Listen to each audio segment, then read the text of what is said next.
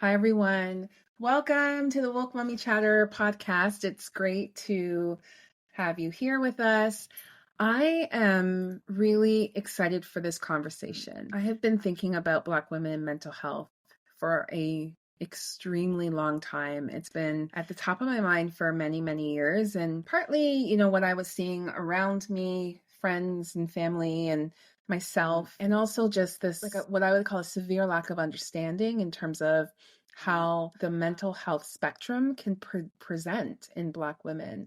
And there's so much that we have to talk about. I'm so excited for you to hear from our guests today. So I'm just going to get right to it. Let's get right into it and enjoy the show.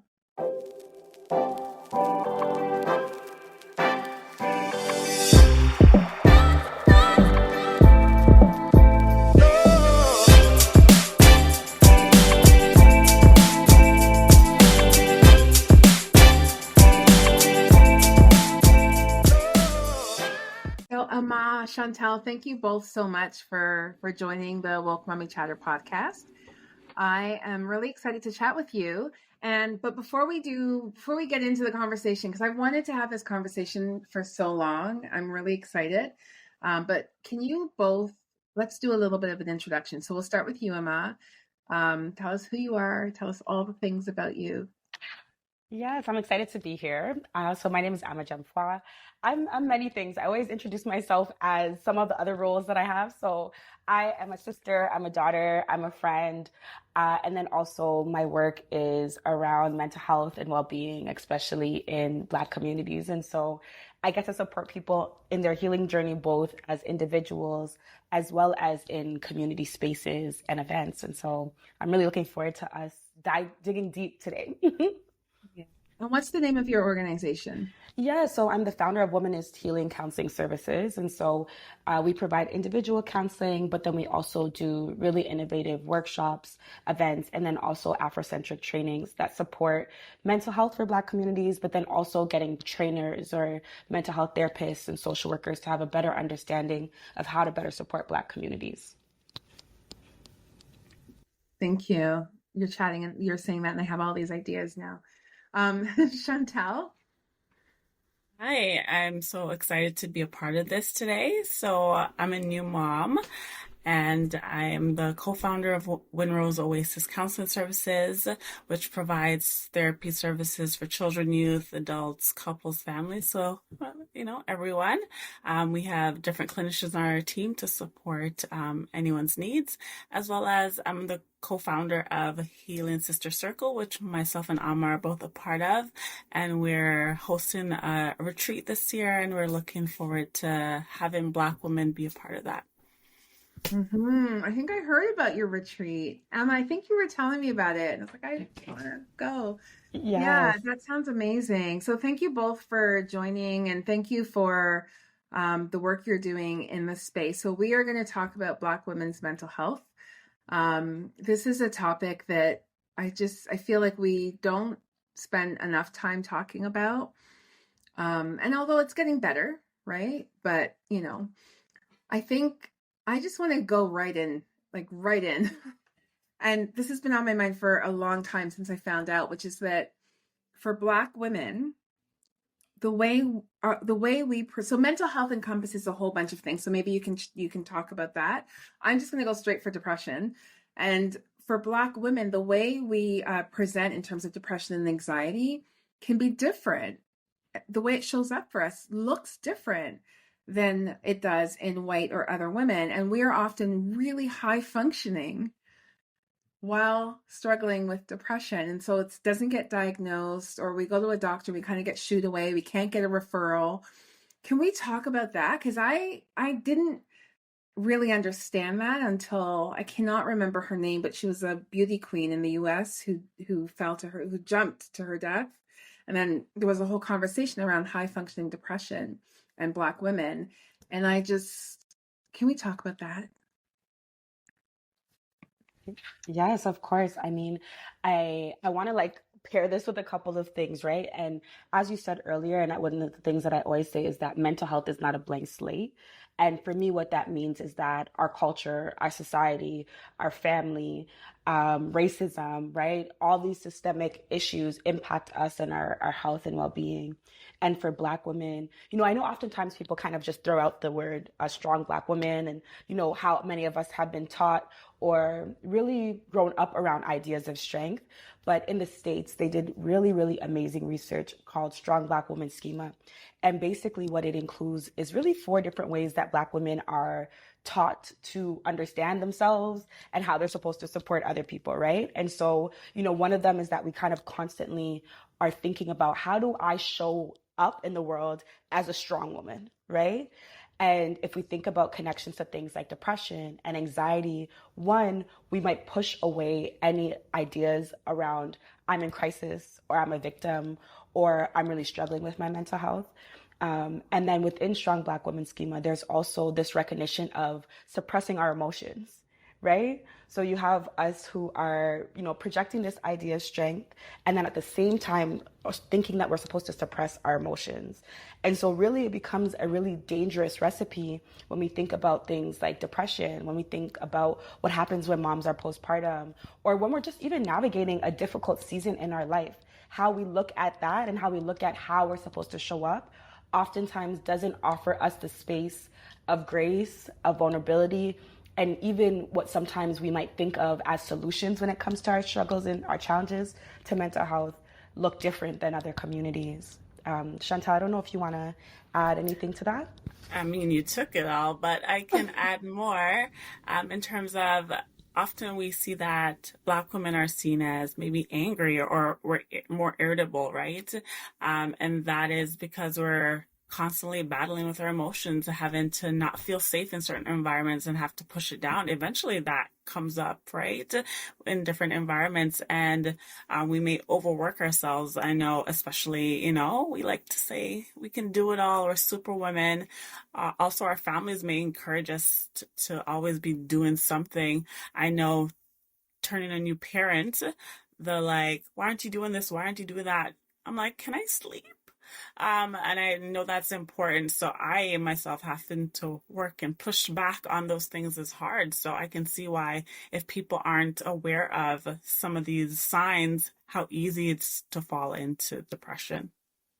Well, I think when you talk about that constantly doing something, like there's this real push around hustle culture, which I really think impacts Black women, and a lot of young Black women in particular, who have a job and another job, and then they're doing something. Like, it's just, that's a lot. And like, why do you need to be constantly doing that? And so I want to so the person I was speaking about, her name is Chesley Creast, and she was Miss USA 2019, and essentially jumped to her death in 2022 in New York. But she was this really got to me because she was so high functioning. Like, nobody really knew. She had talked to her mom, I think, not moments before.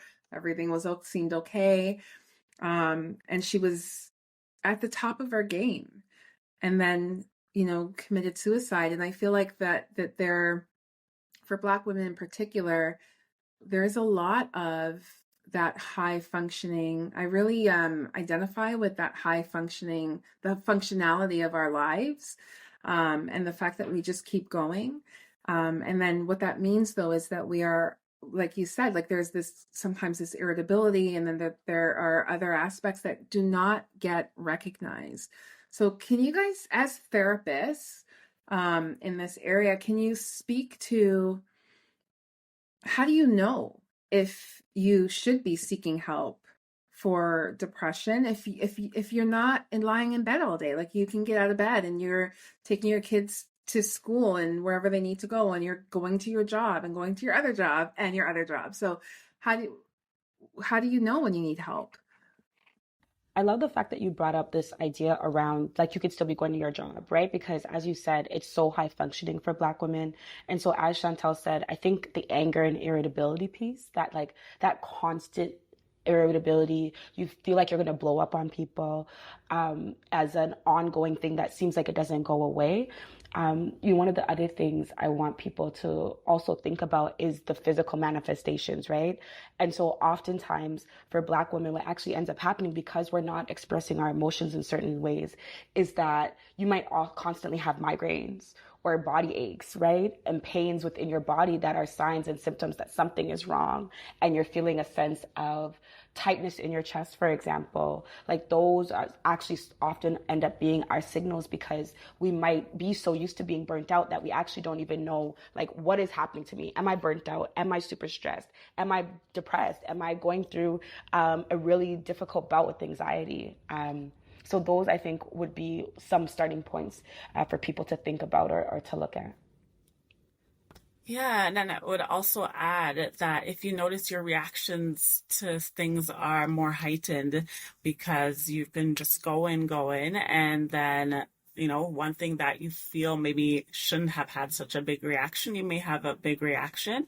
Also, if you notice and you're just feeling stressed about work and life and can't keep all the balls in the air, it's maybe time to say, hey, pause. I need some support. And also listening to our family or friends. I know that's Mhm. hard for us to like sit back and recognize, that we need the support, but maybe our friends and family are noticing something's different. And maybe that's a reality check for us to, hey, it's time Mhm. to seek some support. Yeah, and if I can add one more thing, the aspect of failure, because as Chantal was saying, sometimes we think we're supposed to be kind of balancing all of these balls in the air at the same time. And so oftentimes when Black women are coming into therapeutic spaces, it's like, I'm failing. I'm not able to be as strong as I was, or I'm not able to, do all of the things, quote unquote, that I used to do, whether that's showing up for family or showing up at work. And those can also be signs because again, if we are taught with this idea of strength, of doing this, of having all of the 9 jobs because of hustle culture, then when we are suffering with our mental health, our idea or our perception is that we're failing as opposed to it being about us not taking care of our mental health or us having a challenge or struggle when it comes to it.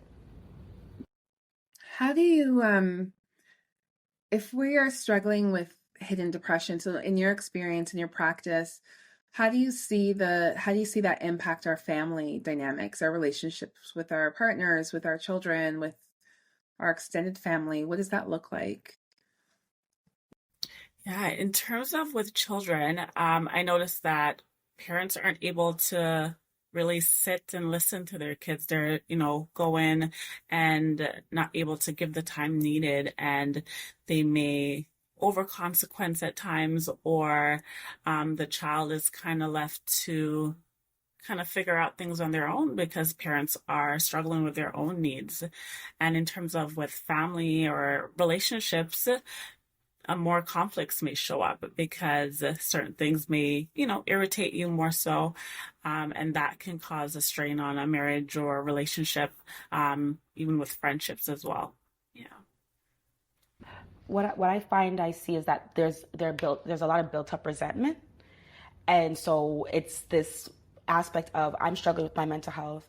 All these people are expecting these things from me. They're not seeing that I'm struggling, but I'm also not able to articulate that I'm struggling. So what I find is that people often have a lot of conflict, as Chantal was saying. There's a lot of built up resentment, and there's just so much misunderstanding that sometimes can happen, and people wanting and also needing compassion because they're also trying to figure it out. And again, if we're thinking about it showing up as anger and irritability, that we may not say things in the nicest ways when we are stressed out or when we are feeling depressed. And so even in those moments, our partners or our family members are like, what is going on with this girl? Like, I just asked her about the dishes and it's a whole story, right? And so I think one of the signs in connection to our relationships with other people is the piece around resentment, for sure. You're on mute. Thank you. I'm going to say this, and I'm just so hesitant and cognizant of how it can be taken out of context. But so one of the things I've been thinking about is that trope around the angry Black woman. And we all know it's a stereotype. We all know the history and like where that comes from. But when I hear about the fact that for us, depression, anxiety, our mental health struggles shows up differently and it can show up like irritability and anger, that's where my mind goes. And I'm like, well, like we're not angry, we're in pain. Like we're struggling. Like that's not anger because we're like, we're angry. It's actual pain. That's depression. That's our mental health, right? And I just think like that's a different way of looking at that horrible stereotypical trope, you know? For sure. Yeah, And I even if love you, that.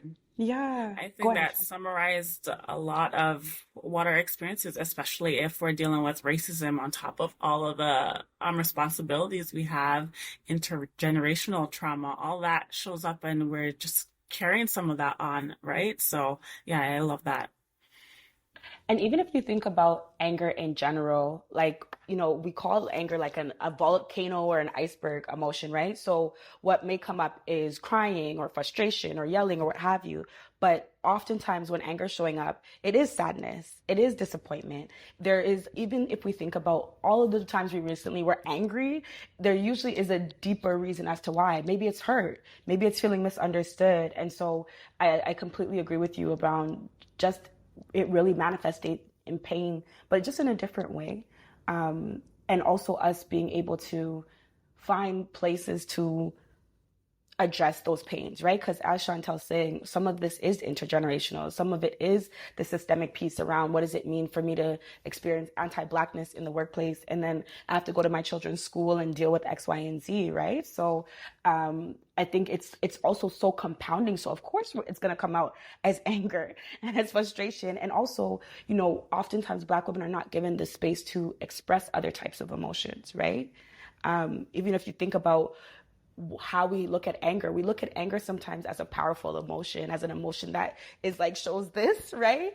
As opposed to like how sometimes, for example, Black children, when we are crying, it's like, why are you being so sensitive? Why are you bawling? Nobody gave you a reason to cry, right? So like really recognizing also the pieces around how we're even taught and socialized around our emotions ends up adding on to how we show up when it comes to anger, depression, mental health challenges.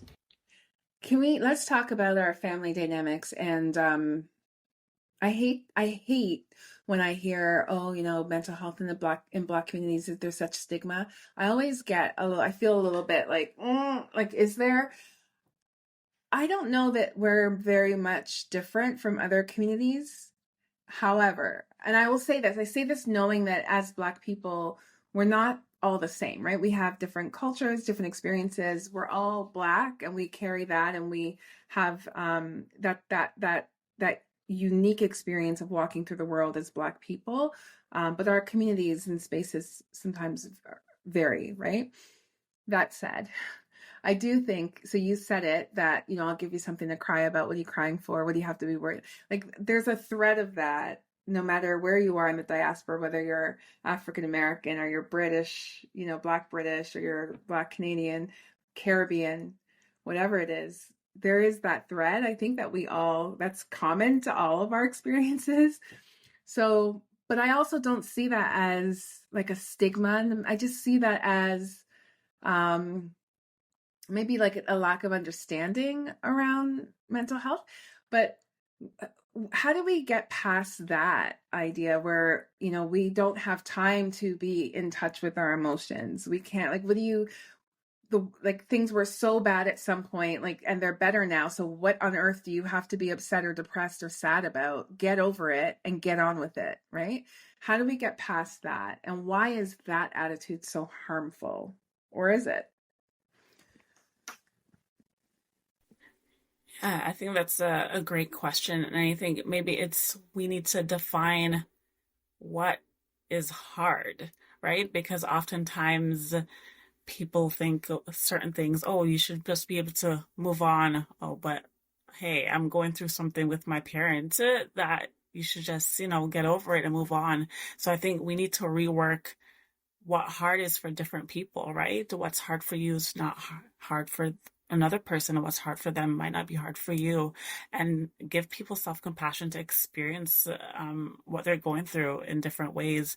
So I think we need to be a bit more gentler because I know that if we actually got down to the root of things, people are hurting and they just don't want to share it.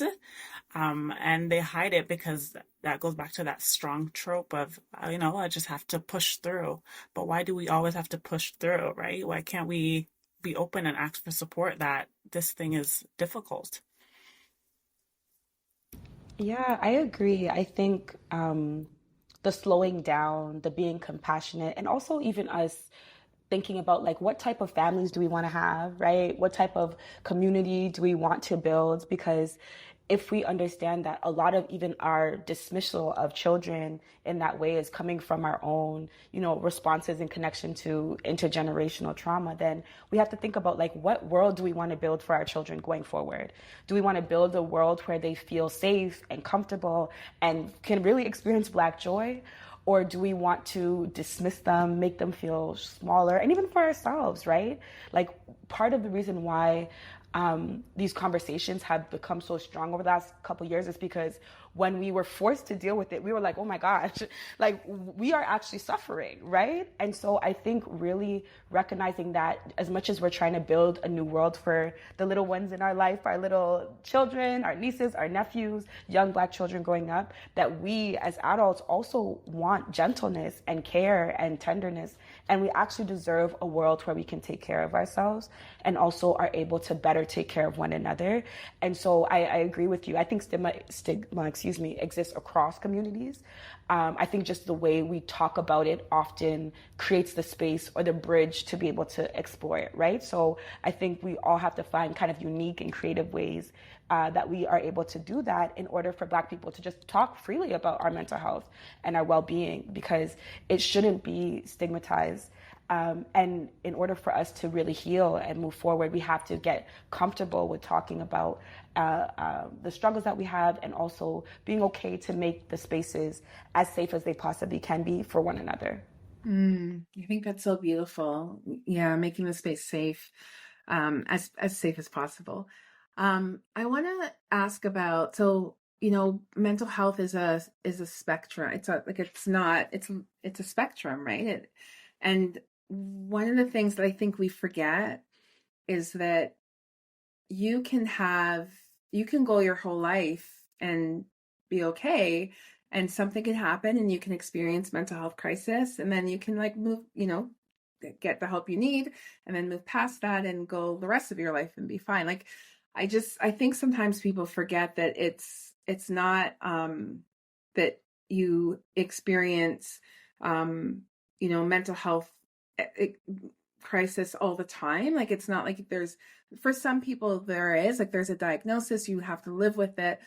But for many others, it's like it's on a spectrum. And I think a good example of that is the Meghan Markle situation, where she talked about in that interview with Oprah, where she talked about the fact that she was pregnant in this royal cycle system and felt suicidal, right? For the first time in her life, like felt suicidal. And I remember watching that and being a little bit so confused, like thinking like how can you just all of a sudden. But then I also experienced where I had something happen in my life and I was like, oh my God, like I understand how 1 minute you can be fine and then something comes and you're going through something and it knocks you down. And yeah, you can move into a space where you actually do feel really low and sometimes suicidal. And so how do we get to a space where we can understand that? I think that understanding that it would be helpful to people in terms of how you treat each other, but also in terms of just how we address mental health, how we talk about mental health, right? And understanding that it can show up at different times, like a cold. It's kind of like a cold. Show up and go away, and Yeah, maybe if I give a definition and like a little bit of an example, I think it might help. So one of the things that I always end up naming is that mental health kind of includes three things, and it's our social, emotional, and psychological well-being. And really what it translates to is how we think, feel, and how we behave as a result. And so I always give this example because it seems really cookie cutter, but I think it helps us understand that means every single one of us walking around in this earth, living, breathing, have mental health, right? So for example, let's say everything in my life is going amazing. Let's say I'm getting, really good relationships with my family. I'm in a loving relationship. Let's say all the markers of success and health and well-being exist in my life, right? So maybe some of the thoughts I might have every day is that things are going well, things are positive, like my life is going in a good direction. And as a result of those thoughts, my emotions are that I'm happy, that I'm feeling joyful, maybe I'm feeling content, and my behavior. So I'll be acting like myself, right? I'll be, connecting with my family. I'll be maybe going to work and feeling okay and managing, even if stress comes up, I can manage the stress that's in my life, right? But let's say things were really feeling difficult. So let's say I lost a loved one. Let's say I lost my job or was just having a hard time feeling like life wasn't going ahead. Some thoughts that would come up is that maybe I'm a failure. Like, how is life going to get any better? And my emotions, maybe I'll be feeling sad. Maybe I'll feel deeply frustrated or angry, or just feeling hopeless, right? And if I think about what the behaviors would be from that, is that maybe I feel disconnected, right? Maybe I don't want to actually engage with my family. Maybe I need to call in sick a couple more times than I normally do. Maybe it feels like all the things that I like doing, going to concerts or whatever, I stop doing, right? And so I kind of look at it as like this ongoing kind of domino effect. And hopefully that allows people to kind of just see that each of us have mental health, because the way we talk about it sometimes is we only talk about mental health crisis, but as a result of this definition, it lets us better understand that you have it, right? We each have it. And as a result of that, we always consistently have to do things to ensure that we're taking care of it. Yeah, and that was beautiful. And I would add that oftentimes people confuse mental health with mental illness, Mm-hmm. and they assume that mental health is an illness, right? And I think there needs to be so much more education around the two definitions, because then, yes, Yeah. if we view it more positively, then yeah, we all have mental health. Some people do have forms of mental illness, and that's very different, right? So, yeah. So thank you, because I think I just did that. And yes, you're right. There is that confusion between our mental health and mental well-being and then mental illness. So can we talk about mental illness and what is mental illness? How's it different from mental health? Um, and if you're experiencing a mental health crisis in a moment, like, does that mean that you have a mental illness? Sorry, lots of questions. Um, it's, I think in terms of a mental illness, it's more so diagnosed illnesses in terms of like schizophrenia, bipolar, because yes, we do have times where our mental health is decreased at a point or have a crisis. That doesn't mean that we have a illness at that point, right? So it ebbs and flows, but more so I would say a diagnosis is for illness. Thank you for that. I think thank you for that. I feel like, that you're right. And thank you for calling the fact that we kind of confuse the two out. I think that's such a good point. So when we get into the area of mental illness, I know how would you, in your practice, I look at it from a parent point of view because I'm a parent, but I've also connected with many parents who have children who have been diagnosed with mental illness. And often there is, it's almost like like they don't know what to do. They don't know how to support their children. They feel powerless. There's a powerlessness that comes. So if you have someone in your family who has a diagnosed mental illness, let's say they're bipolar or they are schizophrenic, um, or you are at that cusp where maybe you're not sure what's going on, or you have a child. I know with boys it presents in adolescence, right, or at that time when they're going off to college, university. What should the steps be that you're taking to kind of support your child but also yourself, and how do you navigate that? So in terms of that, it's really you have to start and go into the systems that are sometimes unhelpful, whereas starting with your family doctor and then they may refer you to a psychiatrist. And that's a whole issue because there's so many wait lists and sometimes people don't get into a long time or it's a lot of money to be assessed for different things. But it's important if you reach out to someone different agencies that maybe can support your child until they get that diagnosis. And it's also hard depending on age because under 12, you can kind of, help your child to get into the system or get them to see someone. But over 12, this is where a lot of parents struggle because they can't make any decisions for the child. The child now has to consent to seek into for help, which is so hard because you can clearly see that the child needs the support, but our hands are tied until they consent. Over So 12? this is also The my consent is over struggle. 12? Yeah. Oh my Yeah. gosh, I didn't know that. hmm Yeah. And also on top of that, if their parents are separated, you need consent from both. Oh my gosh. So if you have a 12-year-old, 13-year-old, 14-year-old that you feel needs some kind of treatment, they have to consent to it. And they're not actually old enough to really make those decisions on their own, which is Yes. It's like you have to wait till like crisis. Then the system is like, okay, we can help, but it's like hands are tied until, yeah, the system is not very preventative. It's more when something shows up. mm. hmm How do you Maybe, so, go ahead, Amma. oh, I think I was just going to add, like, maybe the only other thing I would add is just thinking about how we can, set your children up for success, right? Because I think a lot of parents feel a lot of shame when it comes to, potential mental health struggles or automatically feeling like they did something wrong. And I think, of course, even working that out within yourself and processing that and, just recognizing that while 1 out of 2 people experience some sort of mental health challenge or crisis at some point of their life. And so, that is quite a few of us that are walking around or existing, here in Canada. And so just also operating with a space of empathy, not only for your child, but for yourself in terms of navigating the system and trying to release some of the shame that you might feel that you're not good enough of a parent or you should have done X, Y, and Z. Yeah. And if a child is not able to get that support, the parent, it might be important for them to seek out the support so they can then support their child better and work on their own stuff, how they feel about themselves. Yeah. Yeah.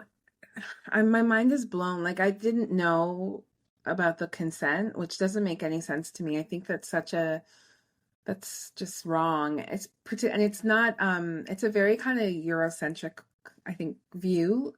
I know, if we take an Afrocentric approach, really you want to have the parental consent, the kind of holistic support for the child. That's horrible.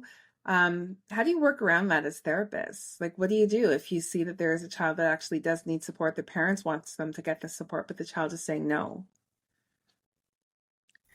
I work with the parent. That's really what we do to figure out some strategies that they can do at home because really, the child would spend only an hour with me anyways, right? The parent is there more of the time. So how can we give the parent some strategies and skills so that they can support their child in a better way and also encourage when the child is ready, if they want to at least try and see if they have a good experience, then they can continue. And if not, we totally understand. Yeah. Mm. And I think this is why community programs end up being so important because it can help bridge the gap between sometimes the lack of support, sometimes maybe children's apprehensions, and then just also fostering, as you said, that more Afrocentric, holistic viewpoint where, we know when children and people in general are connected to community, they often are actually able to fare much better if they were if they were isolated, right? And so, and also the community organizations resources end up being a big bridge to giving parents good information. So that's where that early prevention piece comes in around, what signs are you seeing in your kids, and what are things to do to help them process their feelings and emotions, and talking about those difficult things. And so, thinking about community resources as a really big way of also allowing you and your entire family to get support or in connection to your mental health. Yeah. I think those community resources that you mentioned are really important. So I want to come back to that and talking about some of the work that you guys do. But if we move and talk about postpartum depression and baby blues, things like that, what should women be looking out for? Sometimes you don't even know if you are experiencing postpartum depression, right? Like there's so much going on when you first bring that child home, and the fact that postpartum depression may not show up in the first year. It can show up beyond that, right? So what do you advise for women who are pregnant or who are expecting or who have just delivered a baby? What should they be looking out for? I think it's important to notice that you'll have different hormonal changes. You're going to be more tired. If you find that it's hard to be around your child or hard to be around other people, these may be signs that, hey, there's something going on here. And I also think it's important that women, we prepare beforehand before we bring the child into the world. So have a plan. What is the community I need to be surrounded by? Who can I ask for help so that if these emotions, which they will, because I know I was exhausted, I was tired. Sometimes, my baby was sleeping and I didn't hear, and it's because of, my mother or grandfather was there to kind of support that. So it's important that we have a support system so that some of the things that we will go through is less impacted. Yeah, and the other thing that I have found is that the postpartum part for a lot of folks ends up awakening their past experiences or traumas. And so, real apprehension around who can touch the baby, who can't, an excessive amount of anxiety and worry can also show up as well. And so, just really kind of being mindful of what ends up being like healthy, normal kind of anxieties that can sometimes happen. And, of course, not wanting people to kiss your baby and all those types of things. But also, it does kind of get to a point for some people where there's such an excessiveness around the worry and like the control and, really trying to ensure that you're protecting yourself and baby. And that sometimes I think is signs that there might be some postpartum anxiety or potentially depression as well. Yeah. And I would add that I've talked to clients where they've had some intrusive thoughts of potentially harming their child, or something happening if they get in a car accident or if they're driving or it's something. So those things do show up. And as you said, anxiety. So it's important to pay attention to the thoughts that we're having and talk to somebody about it. I remember saying to someone, when we talk about pregnancy and childbirth and things like that, there's always this focus on physical fitness and physical well-being and making sure you're physically fit and that, all the things you're eating well and you're exercising and doing all those. But we don't actually talk about our mental fitness. And I feel like, that is such a big part of the pregnancy journey, but the postpartum journey in particular, because you are so tired, like exhaustion beyond compare, which we know can lead to stress, right? And adverse mental health reactions because you are so tired. And so I feel like we need to talk about that more, like how can you prepare yourself mentally? I don't even know if there's a way to do that, but just the mental fitness that's needed. Yeah. I agree. That's something that's I don't think talked about. All the changes that come after baby and your lifestyle changes that happen because as you were able to just freely go out as you'd like, now you have to pack a diaper bag. You have to do all these things and it takes longer. Or there might be certain places you're no longer able to go because you have your child, right? And I think these things aren't talked about. It's just like yeah, the baby is great to have in your life, but now what's the impact on you, right? Changes within your relationship, right? Sometimes, a lot of times, people have strained relationships with their partners because there's now a new dynamic, and sometimes the partner feels like they're kind of put to the side. So these are things that it's important to talk about and have a game plan and how we're gonna deal with these things. Talking to your community, talking to your partner, talking to if you have children, what will the life look like now, right? And how can you support me in that? Because oftentimes our family tries, but it's not necessarily what we need. So we need to communicate what is it that we need.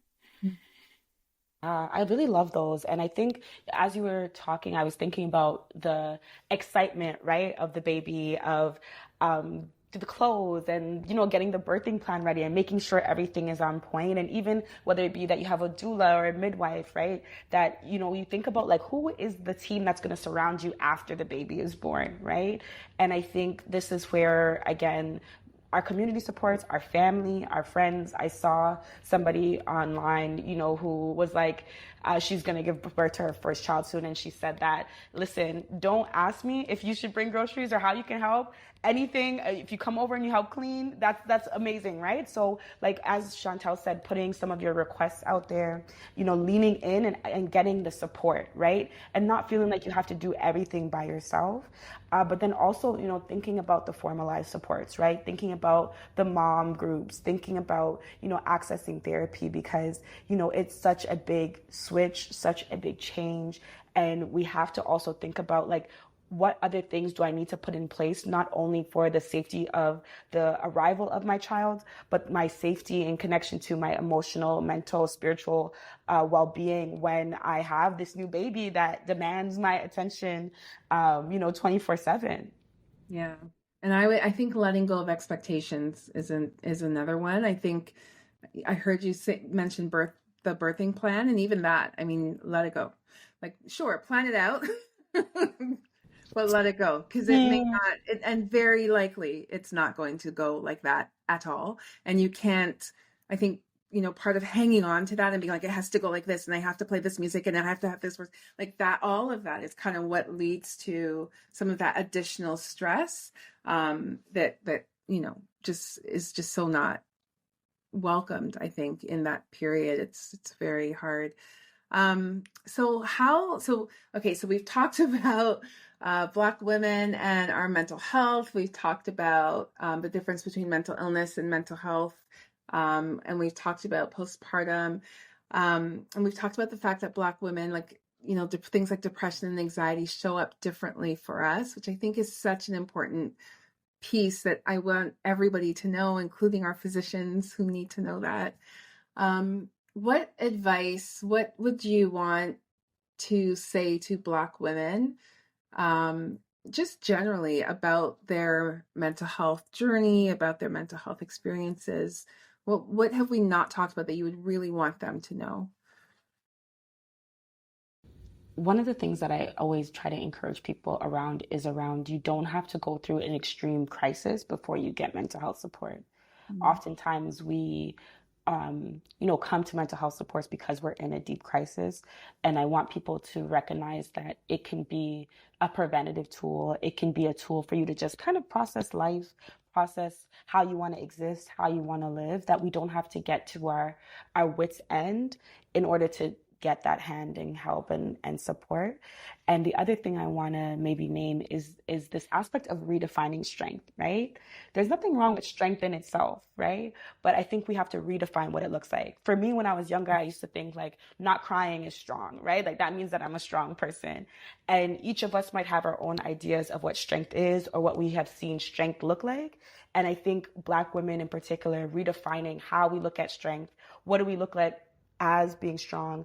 And how can you also recognize, yes, I'm strong, but I'm still deserving of support, right? Because that in itself can be such a big switch in how we take care of ourselves, and also how we show up for other people too, because everyone always says, check on the strong friend, right?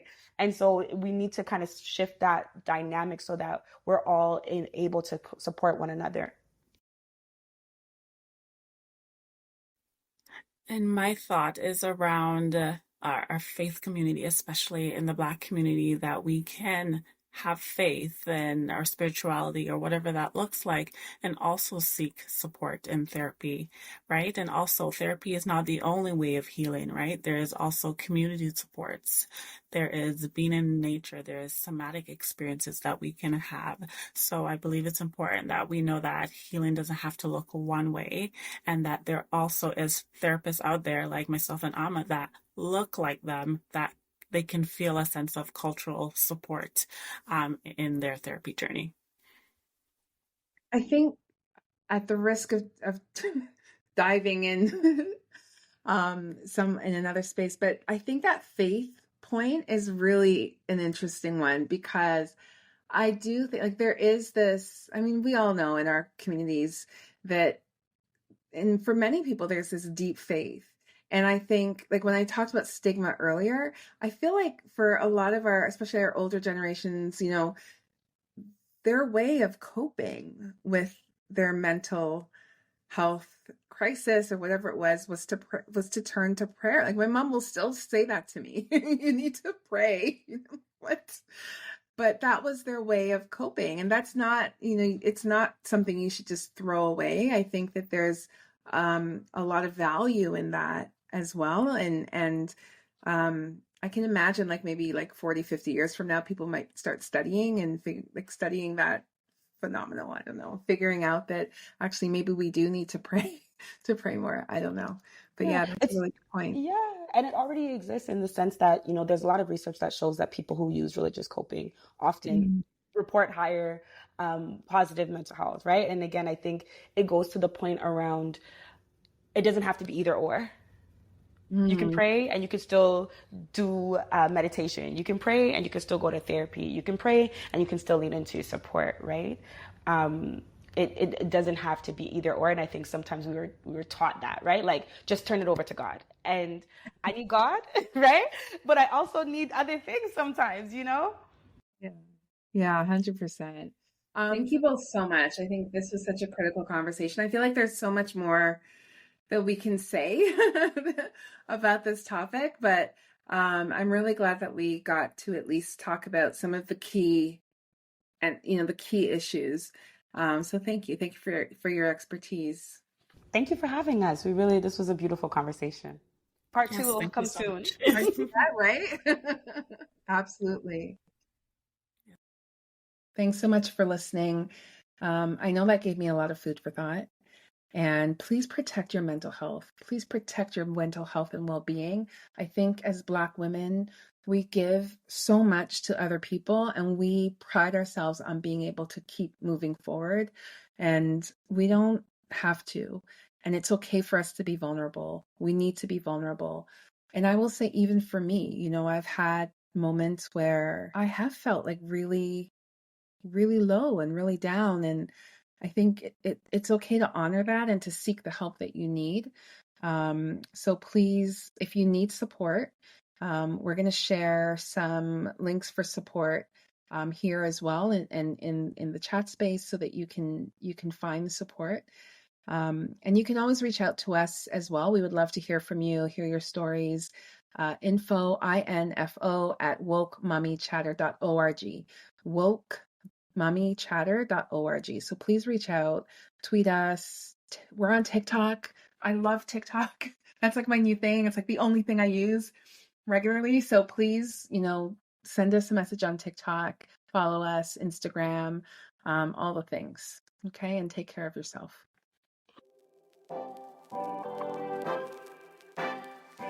If you enjoyed listening to the show, be sure to subscribe to this podcast so you'll get automatic updates for new episodes. Also, leave us a review. Share your thoughts about the show because it helps other people discover the show. Follow at Woke Mommy Chatter on all social platforms. And don't forget to visit our website, www.wokemommychatter.org, to support the production of the podcast. Thanks for listening to Woke Mommy Chatter.